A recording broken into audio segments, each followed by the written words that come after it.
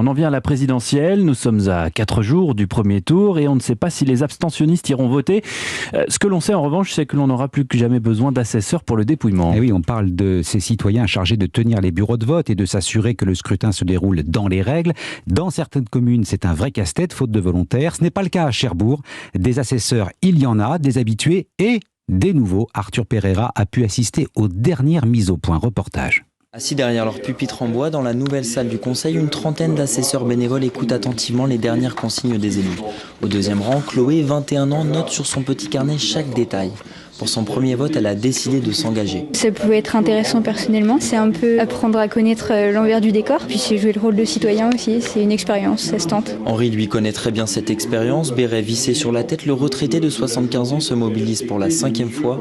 Il est venu pour connaître la dernière réglementation. Les cas de nullité qui changent un petit peu, donc être au courant de ces choses-là, et je les renote de façon à ce qu'au moment de la scrutation, si on s'aperçoit qu'il y a quelque chose, qu'on puisse réagir normalement, vite et rapidement, en tout cas. Sur l'estrade, face à l'Assemblée, Pierre-François Lejeune, adjoint au maire, se félicite du recrutement des 280 bénévoles. Nous avons fait une campagne d'affichage au niveau des différentes rues de Cherbourg en Cotentin qui a permis aussi que d'autres électeurs, pour leur première élection, puissent assurer la fonction d'assesseur au niveau du bureau de vote. En charge de vérifier les documents d'identité et de faire signer la feuille d'émargement, les assesseurs seront présents dès 8h et jusqu'à 19h dans les 66 bureaux de vote de la ville. Voilà, un reportage avec des assesseurs et des scrutateurs à Cherbourg dans la Manche, signé Arthur Pereira.